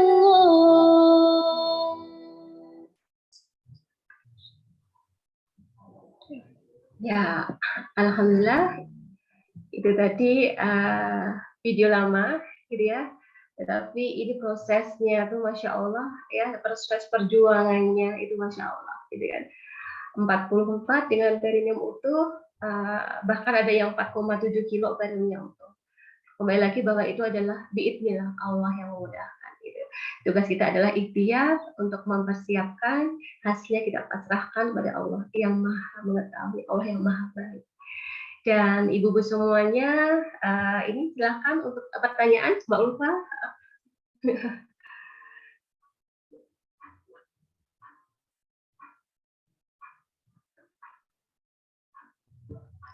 Belum di suaranya, Mbak Ulfa, belum di ini.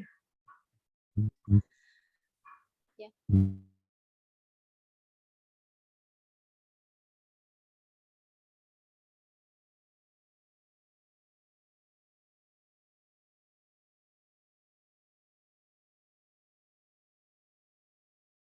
Yang berbeda-beda, bahkan sampai menitihkan air mata gitu. Perjuangan yang luar biasa seorang ibu gitu ya. Jadi sampai apa ya, sampai tidak bisa berkata-kata gitu. Seorang ibu perjuangannya luar biasa, mulai dari nggak nyaman, hamil, mual muntah gitu, bawa perut yang besar kemana-mana gitu. Masya Allah sekali perjuangan seorang ibu, belum lagi melahirkan, sakit yang luar biasa. Kemudian nanti kalau ada robekan dijahit gitu. Jadi apa ya, perjuangan seorang ibu tuh sepanjang masa gitu. Jadi perlunya berplan itu seperti itu. Jadi apa yang kita rencanakan, apa yang harapan kita inginkan gitu, mulai dari sekarang harus benar-benar disiapkan gitu untuk bisa tercapai kelahiran impian, kemudian menyusui juga dengan bahagia, kemudian membersamai buah hati dengan penuh sukacita, tidak baby blues, tidak ada tekanan sana sini. Jadi memang benar-benar harus dipersiapkan agar tercipta kehamilan, kelahiran, proses menyusui yang penuh dengan kebahagiaan begitu. Bunda yang ingin bertanya, silahkan tinggalkan pesan di kolom chat. Boleh nanti 3 pertanyaan ya Bunda, nanti kita ajukan terlebih dahulu, nanti kalau ada waktu tambahan bisa tambah lagi gitu.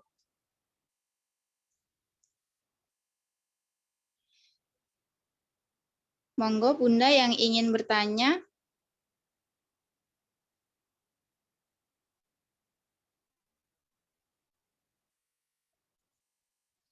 Bunda sambil ngobrol gitu ya, jadi dari video tersebut, Umi Rina gitu ya, itu seorang ibu yang pejuang VBAC yang sebelumnya sesar gitu, sesar 3 kali. Beliau semangat, beliau semangat sekali mempersiapkan kelahiran yang secara normal gitu, secara alamiah, karena Allah SWT telah mendesain semua tubuh kita itu secara luar biasa gitu. Jadi apapun yang terjadi, insya Allah kalau ikhtiar kita maksimal gitu, diiringi dengan doa yang tiada henti, insya Allah akan berakhir dengan seperti Umi Rina tadi ya Bunda gitu. Jadi perjuangannya itu benar-benar luar biasa. Bahkan jarak tempuhnya itu dulu yang jalannya masih rusak sekali. Jadi setiap ke klinik itu pasti akan Bunda jalannya. Jadi kalau Bunda ngasih ngasih motivasi, anggap aja itu jimbol alami gitu. Jadi biar adik itu cepat masuk panggul gitu. Jadi ada hikmah yang dipetik dari jalan yang luar biasa itu tadi. Ini sudah ada pertanyaan yang masuk, Bunda. Ini dari Bunda Kenti Nur Isna ini. Masya Allah, Bunda izin bertanya, apa perbedaannya tanda-tanda peralihan waktu pembukaan laten dengan pembukaan aktif? Dan kapankah waktu yang tepat untuk ke klinik saat merasakan tanda-tanda lahir datang? Jazakumullahu khairul jaza. Iya. Dijawab. Iya, saya jawab dulu ya. Nanti habis ini Mbak Juli Erna dari Riro biar ini ya Kak ya, biar dibuka mic-nya ya Kak. Ini saya jawab dulu dari Mbak Isna ya Kak ya.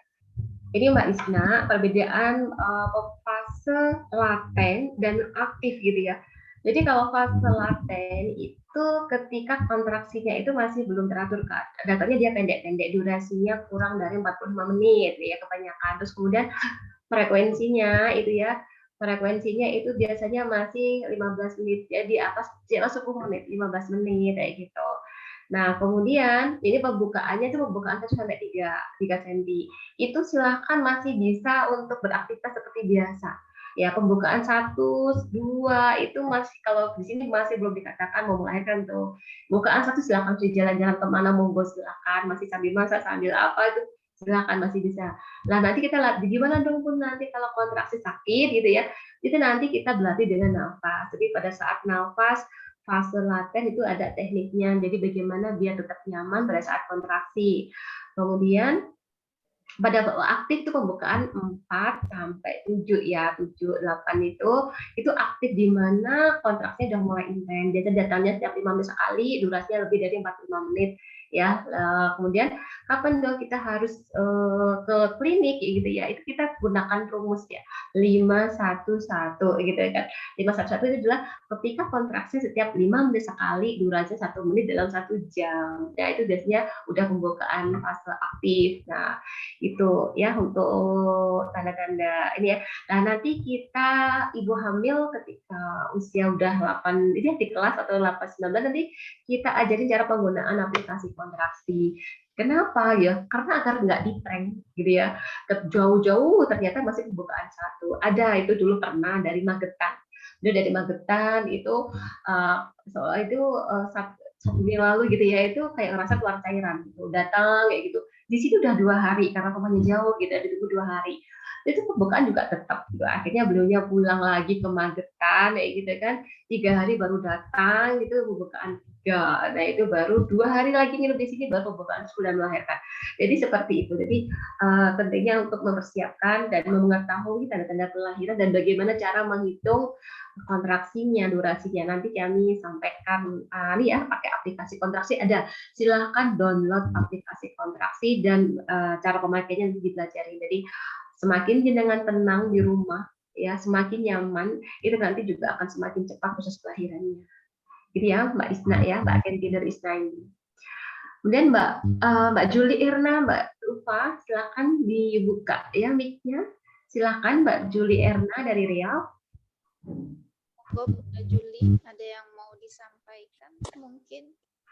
Assalamualaikum warahmatullahi wabarakatuh. Salam kenal Bu Bidan semuanya serta teman-teman. Saya mau menanyakan, jadi kemarin 1 tahun yang lalu melahirkan anak kedua, lalu sama bidannya sudah pembukaan 10 sampai ke rumah sakit itu udah pembukaan 10. Dikatakan Bu bidannya seperti ini Bu ada keloid habis jahitan anak pertama. Apakah keloid itu berbahaya Bu? Oh iya, jadi keloidnya ini ya, keloidnya itu pada sekarang masih itu Mbak Juli. Sekarang masihkah keloidnya? Nah itu tidak pernah saya periksa waktu ini. Kan waktu lahiran anak kedua, Masya Allah itu pecah ketubannya di rumah. Oh gitu, tahu-tahu ada buat 10 gitu ya. Iya, sudah itu menempuh jarak Masya Allah 1 kilo lebih menuju rumah sakit karena waktu itu memang berduaan cuman dengan suami dan anak umur 2 tahun. Ya anak umur 2 tahun di rumah, qadarullah mertua pas lagi tidak ada di rumah pas subuh. Jadi memang berduaan pergi sekali sampai di rumah sakit. Tanpa, soalnya di sini Bu untuk kayak breed plan itu kayaknya sulit karena ada salah satu pengalaman teman pas mengatakan tidak mau tidak mau diapakan, diinfus, tidak mau seperti ini, tidak mau digunting, itu malah disanggah sama bidannya. Ibu harus mengikuti peraturan di sini seperti itu. Iya betul. Jadi itu memang ini kalau keloidnya pada jalan lahir itu memang keloid ketika ini ya pengaruhnya pada saat melahirkan yang dikhawatirkan ketika mengejan berlebih salah teknik mengejan itu kan khawatirnya bisa pecah gitu ya, perdarahan gitu ya. Tetapi ketika pada saat nanti melahirkan itu kita lebih tenang aja, melahirkannya itu dengan nafas, dengan hidup kayak gitu ya, atau lebih meminimalisir mengejar, nggak apa-apa gitu kan. Nah itu nanti pada saat habis melahirkan gitu ya, silahkan nanti Bunda untuk ini melakukan senam Kegel. Senam Kegel. Kegel itu fungsinya untuk merapatkan, mengencangkan kembali organ-organ reproduksi. Jadi ini senam Kegel ini baik dilakukan selama hamil maupun setelah melahirkan. Iya. Terus kemudian ini nanti untuk mengembalikan lagi Bu, untuk melancarkan peredaran dari situ. Gitu ya. Ya memang kalau di birthplan ini, memang kalau yang dapatkan dari guru kami, yaitu kita memang harus mencari provider yang mau menerima birthplan kita itu. Gitu. Oh iya. Berarti untuk mengajukan birthplan itu sebelum melahirkan kita sudah memang harus mengajukan ini ya Bunda ya. Iya, jauh-jauh hari. Iya, jadi istilahnya adalah ada yang mengatakan jajan provider. Jadi kita harus mencari, hunting gitu ya. Dari awal dari sini, misalkan kok nggak setuju, saya cari lagi. Insya Allah nanti kita berdoa, Allah akan menggerakkan hatinya. Kayak gitu. Karena itu hak panjenengan untuk birthplan itu. Iya. Itu ya Bunda Juli ya. Iya, terima kasih. Jazakallahu khair. Masya Allah, jazakillah khairan. Mbak Yati. Kemudian ini Mbak Lufa. Mbak Lufa, ada lagi?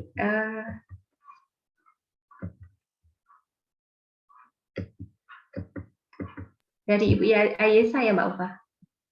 Dari Bunda Ayesa. Aisyah, Assalamualaikum Bu Bidan, izin bertanya, apakah stres dan pola tidur, pola makan itu ada pengaruh pada kehamilan yang tertunda? Karena qadarullah 3 tahun belum mendapatkan momongan. Mungkin ada tipsnya, jazakillah khair. Apakah bisa konsultasi lanjut Bu Bidan? Beliaunya dari Iya, Jawa Barat. iya, salam Mbak Aisyah. Iya, iya, betul sekali gitu ya. Tadi stres, pola tidur, pola makan itu ya sangat-sangat pengaruh kayak gitu ya, sangat pengaruh pada kematangan ya, kematangan sel telur. Oke. Terus kemudian psikis ibu ya akan pengaruh pada hormon ibu juga. Jadi ini lebih mempersiapkan kehamilan. Inilah gitu ya. Nanti kita urai dulu Mbak Aisyah, stresnya itu kenapa? Itu ya kita urai dulu. Jadi ini kita harus menyembuhkan. Jadi ini namanya healing ya Bu ya. Healing itu bukan healing penjajalnya ya. Jadi kita harus menyembuhkan ini stres, trauma, masa lalu itu harus disembuhkan dulu gitu. Harus disembuhkan dulu sebelum ini kalau bisa sebelum terjadinya kelahiran. Itu silakan diselesaikan. Dan ini kebanyakan ibu-ibu yang ini juga beberapa itu juga karena mohon maaf ya pikiran yang berlebih sehingga mempengaruhi hormon ibu sehingga pematangan ini ya sel telurnya kurang maksimal. Ketika berhubungan suami istri juga fokusnya juga berkurang karena psikis tadi pikiran tadi. Akhirnya pengaruh pada ini bertemunya ovum dan sperma gitu ya. Apakah bisa lanjutan? Bisa, nanti bismillah nanti kita agendakan ya. Jadi nanti kita urai dulu kenapa, sebabnya kenapa.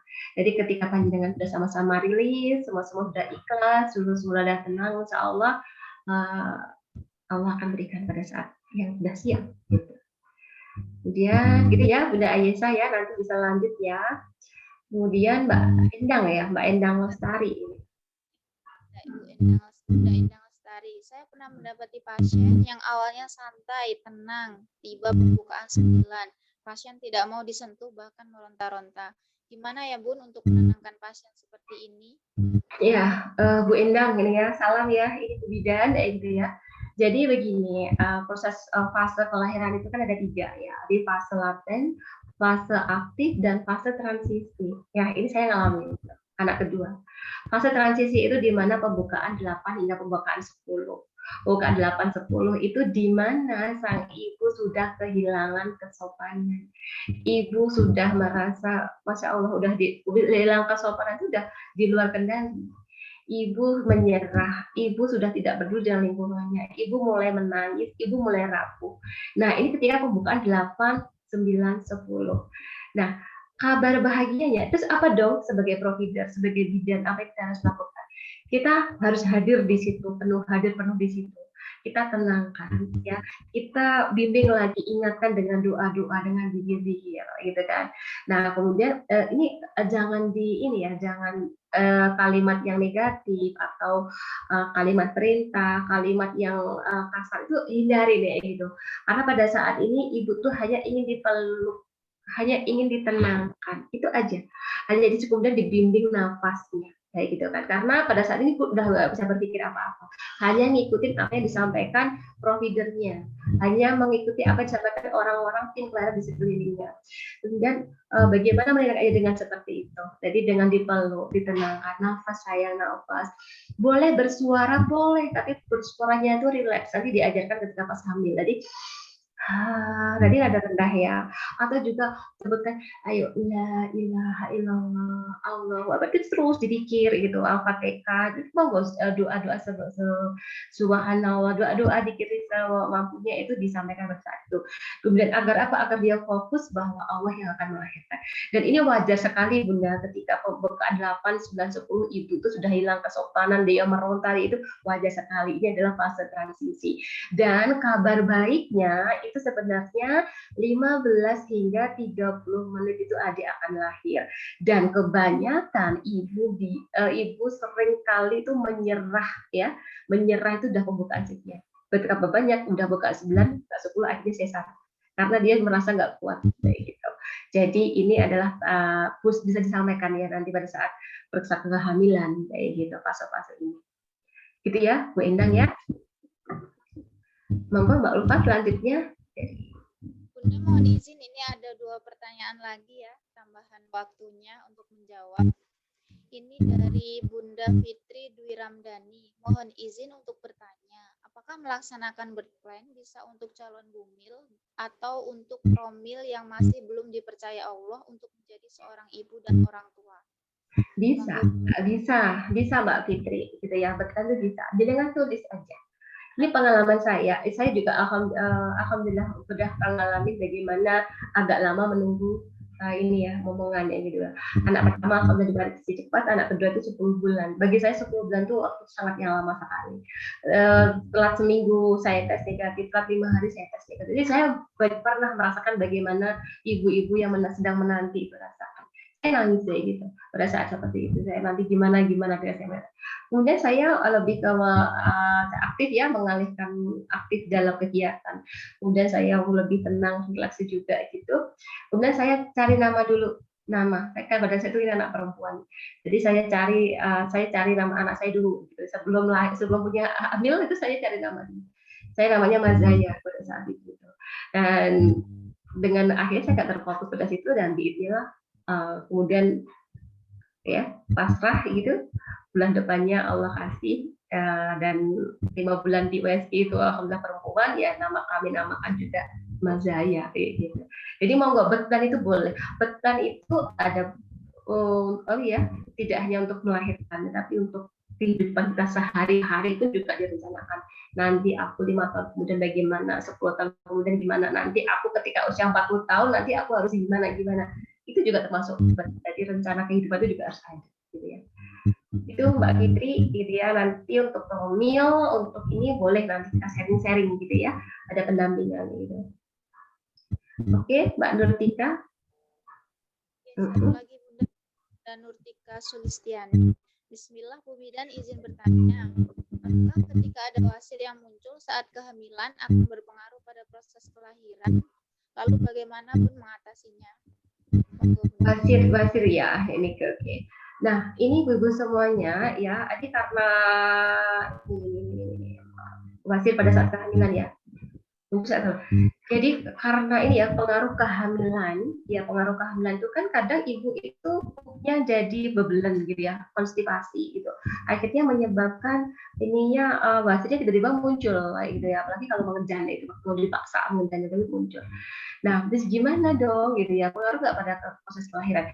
Nah, nanti ibu itu silakan kegel, senam kegel selama hamil itu targetnya adalah 200 kali sehari ya, untuk menguatkan otot perineum, otot rektumnya bagian situ untuk menguatkan situ. Terus kemudian apakah pengaruh? Ya, nanti belajar ada pernah juga ngalami dengan ini ya Mas Mbak Ulfa ya, ada yang ibu itu sampai hernia. Itu Mbak Ulfa yang wasirnya itu besar sekali Mbak Ulfa ya, sampai sebesarnya itu sangat besar gitu sampai gitu. Nah itu kemudian dia diobatin kan udah sembuh tuh, diterapi udah sembuh, kemudian lahir beratnya hampir 4 kilo ya Mbak Ulfa. Itu juga enggak apa-apa dengan tekniknya nafas, tiup, hindari mengejar. Kenapa gitu ya? Ya itu nanti kalau mengejar, salah mengejar nambah besar.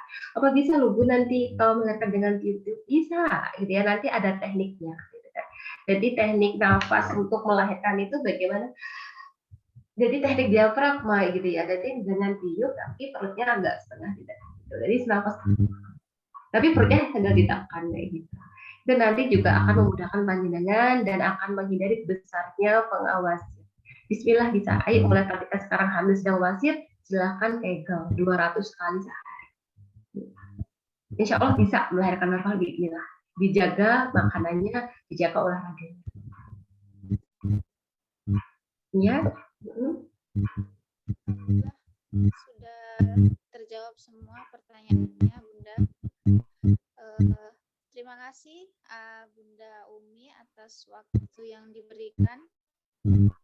Ini ada lagi Bunda.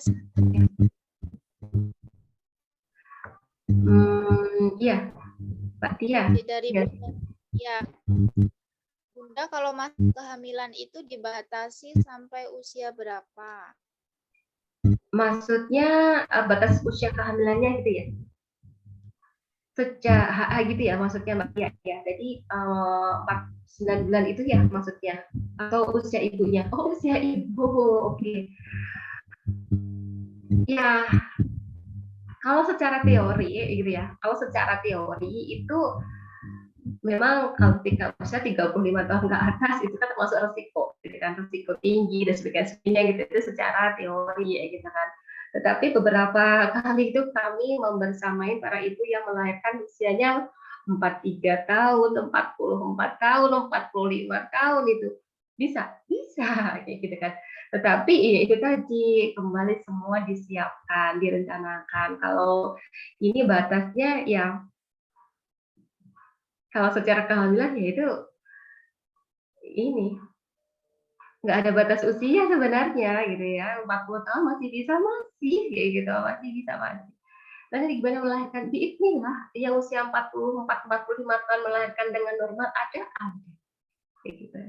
Tapi ada tadi kita persiapkan fisik, mental dan spiritualnya, nutrisinya dijaga gitu ya.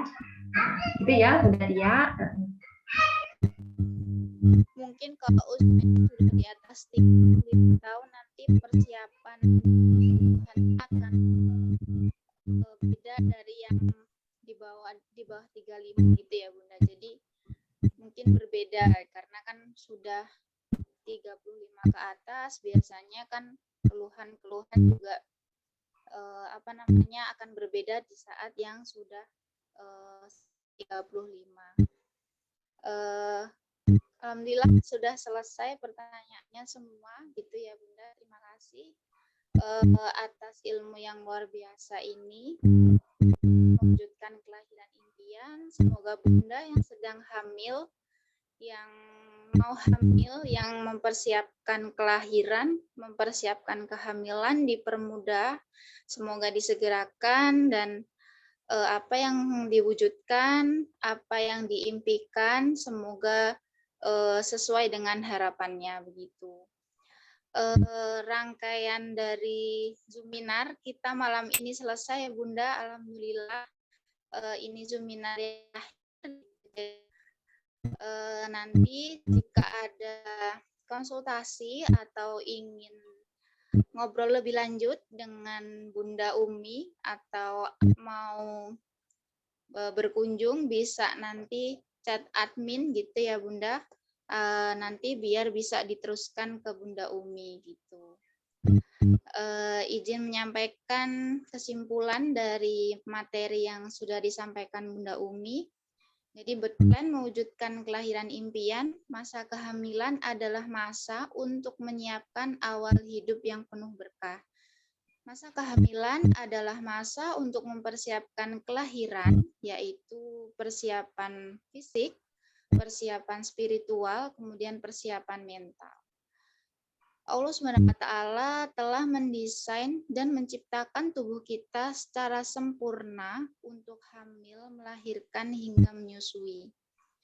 Dan Allah sudah berfirman, maka sesungguhnya bersama kesulitan ada kemudahan, sesungguhnya bersama kesulitan ada kemudahan. Quran Surat Al-Insyirah ayat 5-6. Jazakumullahu khairan katsiran Bunda, terima kasih. Sebelum kita tutup, kita foto dulu gitu ya Bunda, mohon on cam kameranya dinyalakan. Kita foto bersama terlebih dahulu. Nanti biar kita ada kenang-kenangan. Monggo, dalam hitungan 3 ya, hitung bareng-bareng. Senyum semua. 1, 2, 3. Terima kasih atas waktu yang diberikan. Terima kasih atas partisipasinya yang luar biasa. Semoga Mazaya ke depan lebih bisa menebar manfaat yang lebih banyak. Semoga akan ada mazaya di kota-kota berikutnya gitu, mungkin di luar pulau mungkin nanti insya Allah, semoga Allah izinkan gitu ya Bunda, semoga semakin banyak manfaat yang bisa diberikan untuk Bunda yang membutuhkan, mungkin yang bisa sesuai sefrekuensi dengan kita gitu. Semoga semuanya dimudahkan. Saya Ulfa dan dari tim Mazaya semua mengucapkan terima kasih atas partisipasinya yang luar biasa. Ada kurang lebihnya dalam 3 hari ke belakang kemarin ada kurang lebih salah kata atau apa, mohon dimaafkan yang sebesar-besarnya. Akhir kata, billahi taufiq wal hidayah. Wassalamualaikum warahmatullahi wabarakatuh. Waalaikumsalam warahmatullahi wabarakatuh. Semoga Mazaya hadir di Riau ya Umi, amin. Masya Allah, terima kasih. Amin, amin. Semoga dimudahkan. Iya, biar ada kan di sini Gentlebird dan bisa Bitland yang bisa diajukan. Masya Allah, amin, amin. Amin, amin. Ayo, Bu Juli, ayo. Udah berapa teman bidan disuruh buatlah klinik Gentlebird biar bisa tidak di Betul. booking, tidak di ini. Masya Allah. Belum ada, Masya Allah. Kolaborasi ya ini ya, Mbak Juli ya. Kolaborasi ini sebenarnya. Jadi kita harus bersatu bidan-bidan ini ya.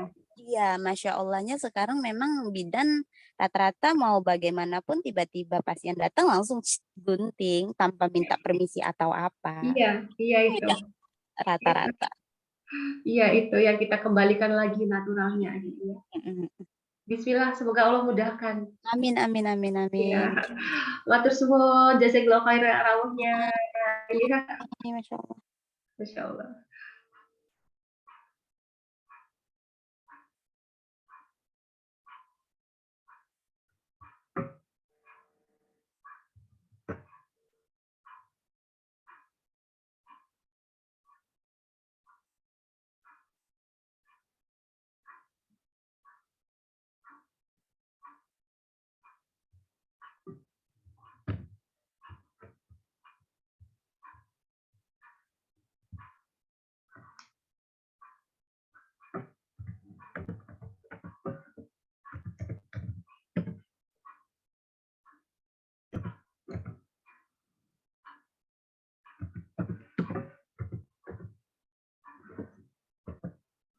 Oke.